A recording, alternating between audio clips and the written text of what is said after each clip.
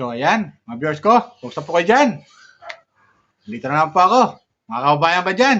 Luzon, Visayas, Mindanao, hanggang sa ibang bansa ng mga OFW. Kumusta po kayo dyan? Mga viewers ni Krishna. Mga Chris Pao Fanatic, kumusta po kayo dyan? Welcome po kayo sa aking YouTube channel, Radio Channel. Please subscribe, like, share, and comment. Okay? Lalo-lalo na yung mga Chris Pao supporter na namimiss na nila si Krishna. Subscribe na po kayo sa aking YouTube channel, like, share, and comment. Okay? Bago ko mag-umpisa, nakikiusap lang po ako, maglalambing lang po ako sa inyo. Subscribe po kayo sa aking YouTube channel, Randy Channel, like, share, and comment. Hanapin niyo po yung notification bell. Pinutin niyo yung notification bell, tapos hanapin niyo yung all para update kayo sa mga video upload ko. Okay? Unang-una, shoutout muna kay Pugubiero, sa PB Team,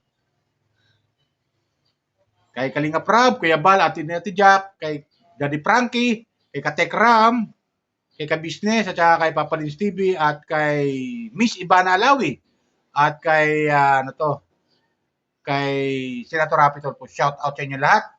Sana po nasa mabuti yung kalagayan at malayo sa karamdaman. Okay? So, ito. Pag-usapan na naman natin ulit si Krishna, mga viewers ko, pag-usapan natin. Kung mapapansin nyo, ay ilang araw na hindi nagpa-vlog si Krishna. Kaya marami nagtatanong dito sa comment section sa akin. Ito, basahin natin isa. Sabi ni Celestina, kaya Randy, bakit hindi nagba-vlog si Krishna? May problema ba sa kanila? Maaari. Sagutin ka sa Celestina, maaari. Ang problema sa kanila, yung signal. Yung signal kasi hindi sila makapag-upload doon sa lugar nila. Okay? Tapos, ito pa, may comment dito. Kaya Randy, nangihinayang ako sa bawat araw na upload ni Krishna na hindi siya nakapag-upload. Sayang ang mga views niya. Umabot pa naman ng 100K. So, malaki ang nawawala sa kanya. Ganon.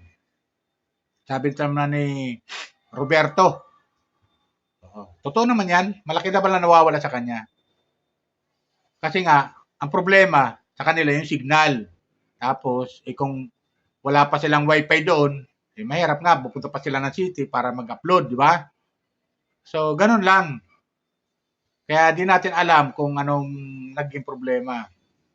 Nakikita nyo na, pag pupunta siya ng city, di ba, nagla-live siya. Pero, tabayan na lang natin kung kailan siya mag-upload. Alam ko naman na namimiss nyo rin si Krishna, lalo-lalo na yung mga bashers ni Krishna. Shoutout sa inyo, ha. Mga Chris Pao Fanatic, shoutout sa inyo. Namimiss si Krishna talaga, eh. Tapos para pa dito, basa lang tayo sa comment sa mga viewers ko. Meron ba tayo sa comment section, meron dito. Ang sabi ni Rachel, yeah, Randy, good morning. Bakit hindi nag-a-upload si Krishna? Ano kaya ang dahilan? Ganon, di ba? Tapos para pa dito, Krishna, mag-upload ka na. Namimiss ka na namin. Sabi naman to ni Salome. Oo. Mga ganon comment. Tapos para pa dito, Kuya Randy, good morning. Ako, isa akong basher ni Krishna. Pero pag di siya nag-upload, namimiss ko rin pala siya. Mga ganun mga viewers ko. Ganun yung mga comment dito sa mga patungkol kay Krishna. Pero namimiss din siya ng mga bashers. Kaya nababasa ko yung mga comments, bakit hindi nag-upload si Krishna, di ba? Kaya Krishna, kung naririnig mo kami, ito, mapanood mo itong aking video upload, sana mag-upload ka na dahil namimiss ka na ng mga viewers mo. Sa totoo lang, sayang yung mga araw na lumilipas pag hindi ka nag-upload. Nawawala sa'yo. Maaaring yung mga subscriber mo, maaari rin mawala sa'yo. Di ba? Yung iba, maaari. So, sayang. Kaya, talagang inaantabayan na talaga namin ng mga Chris Pao fanatic, solid supporter mo na yung mga upload video mo. Sayang talaga. Di ba? Mabuti pa yung atin niya kahit pa paano nag-upload. Pero bibihira lang. Ito, panoorin natin kung nasa si Krishna. Ito, nakita ko sa upload ng atin niya kung nasa si Krishna. Ito, panoorin natin mga viewers ko. Kumuha ko ng video clip doon sa upload ng atin niya. Okay? Panoorin natin. Kayo nang humusga ko ano masabi niyo kay Krishna. Okay?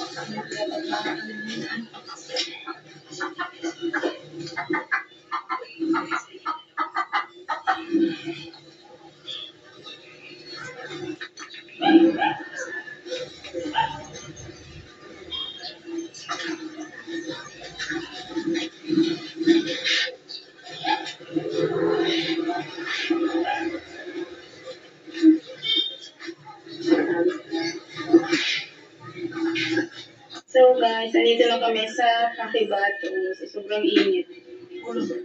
Bumili ng pan si Krishna. Kasi pan is like ang init sobra. 11 man diyan. Nag-sprite lang. Isang gamay ng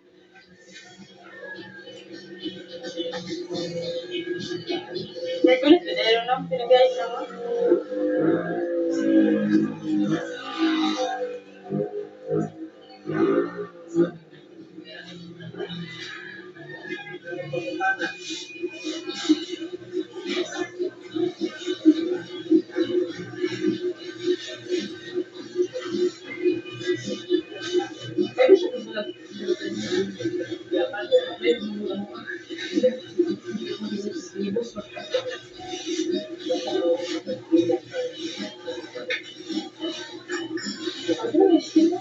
Yan na.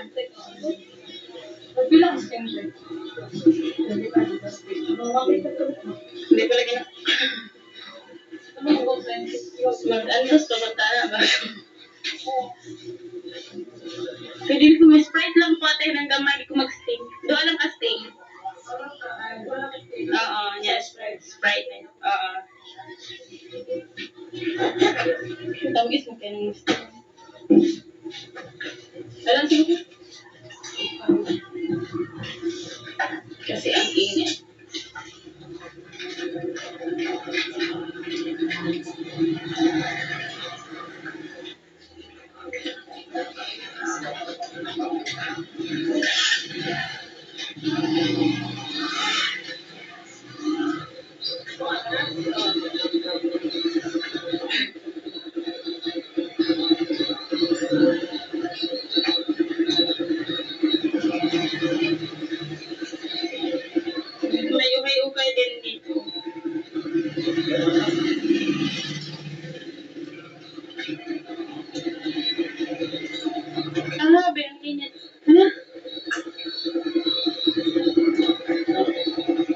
Buksan na yan.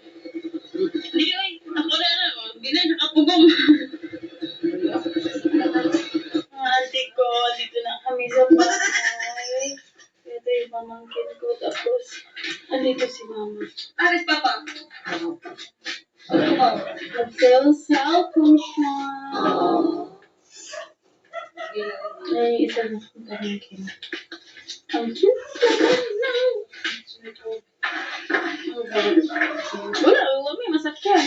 Wala, may siyang sakyan. Kasi naman na yun.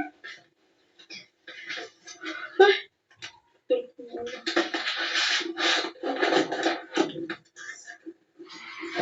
Hindi na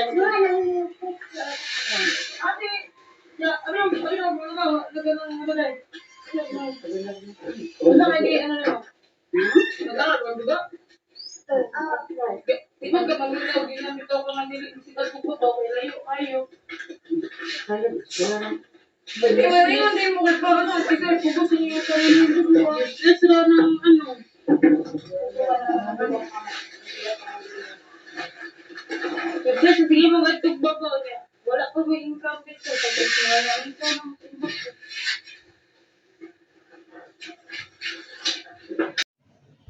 So, ayan. Di ba? Mga version, napanood natin. Napanood natin. Nasaan si Krishna? Ayun pala ay talagang namili ng grocery para kahit paano may pang-ulam-ulam sila sa kanila. Alam nyo naman sa kanila, eh, mahirap ang isda ron. Bibihirang isda, nagtitinda sa kanila. Di ba? Bibihirang isda ron. So, ang ginawa, siyempre, sila, nag-grocery na sila para may pang-ulam-ulam sila. Kasi alam nyo naman sa kanila, sa bundok, ang ulam nila doon ay manok. Di ba? May karni man, manok. Di ba? At saka gulay. Di ba ganun yun, mga bers ko? So, ayun, busy-busy si Krishna. Kasama mga kapatid niya. Pero napansin ko pa, parang malungkot siya doon. Siguro may problema siya, mga bers ko. Ang pinoproblema siguro niya, yung nanay niya, di ba? May sakit yung nanay niya. Sumuka nga ng dugo, di ba? At tanong niya, sumuka ng dugo. At siguro yan ang inaalala niya. So, yan ang problema niya. Pero para sa akin, Krishna, huwag siyang mag-alala dyan. Bagkos, ituloy niya lang yung pagbablog niya, pag-upload ng mga video, para siya paano makatulong siya sa nanay niya kung kakailanganin yung pera. At doon niya makukuha yun sa mga video upload niya. Diba? Alam niyo naman, ang upload video ni Krishna, bawat upload niya, talagang nag-views ng 100K sa isang araw. Diba? Malakas si Krishna. Malakas sa mga viewers niya. Pati mga buzzers niya talagang nanonood sa kanya at namimiss siya. Kaya ang advice lang natin, Krishna, ituloy niya lang yung pagbablog niya. At huwag siya magsasawa. At huwag siya padadala sa mga buzzers. Di ba? Huwag siya padadala. Kasi pag patalo siya sa mga buzzers, sino ang panalo? Yung mga buzzers. Huwag siyang padadala ron. Huwag niyang pansinin yung mga buzzers na yan. Dahil hindi makakatulong sa kanya yan. Di ba? Comment lang kayo mga bers ko. Alam ko namimiss nyo si Krishna ko. Anong comment nyo? Siguro, pag napanood nyo itong aking comment sa video patungkol sa kanya, ay baka mag-upload siya, di ba? Ganun mga bers ko. Siyempre, namimiss na natin si Krishna. Lalo mga OFW natin sa abroad na nag-aabang lagi ng mga upload video ni Krishna. Ilang araw na rin na hindi nag-upload si Krishna. Mabibilang na rin natin. Siguro mga 5 days na rin. O isipin mo, kung 100K ang viewers niya, ang views niya sa isang araw, di halos kalahating milyon. O di ba? Siyempre, magbibilang pa yan, magkupang pa yan. Dadami pa yung mag-view sa kanya, di ba? Madadagdagan pa yun. So, ganun ang nawawala sa kanya. So, sayang yung kanyang mga viewers. Kaya, tama yung sabi dito sa comment section na Krishna, mag-upload ka lang kasi baka mag-unsubscribe yung mga viewers mo. Diba? Sana po. Ganon yun mga viewers ko. So, ganon, di ba mga viewers ko? Talagang, pati mga viewers niya, pati yung mga talagang mga solid Krishna supporter, talagang namimiss na siya. Di ba? Huwag siya padadaig doon sa mga buzzers. Baka Nagpadaig siya kaya hindi siya nag-a-upload. Di ba? At iniiwasan niya yung basher. Yung mga bashers na yan. Na hindi naman nakakatulong sa kanya. At naiinggit lang sa kanya. Di ba ganun yun mga viewers ko? Comment lang kayo ako tama sasabi ko. Talagang namimiss talaga siya. Totoo yan. Namimiss talaga siya ng mga bashers niya. O ng mga viewers niya. At isa na ako doon. Kaya ma-advise natin kay Krishna, tuloy-tuloy lang pag-upload. Tuloy lang sa pag-upload ng video kasi sayang bawat araw na hindi siya nag-upload ay malaki ang mawawala sa kanya. So ganun yun mga viewers ko, di ba? Nakakalungkot lang na hindi siya nag-upload. Di ba? Itong napanood natin, yung nag-grocery sila ng ate niya, kasama yung isang kapatid niya na lalaki. So, isa lang yun, mga viewers ko, na nagpapakita lamang na si Krishna talagang responsable talagang anak at handang tumulong sa kanyang pamilya. Isa lamang ito sa nagpapakita lamang na ito si Krishna talagang mabait na bata talaga. Di ba? Alam ko namimiss nyo na si Krishna, hindi siya nag-upload mga ilang araw na siguro mga 5 araw na nga, di ba? So isa yan sa namimiss natin sa kanya. Sana mag-upload si Krishna. Mag-upload ka Krishna kung kailan mo gusto at kami mga viewers ay nakahanda naman mag-antabay sa mga video upload mo. Di ba?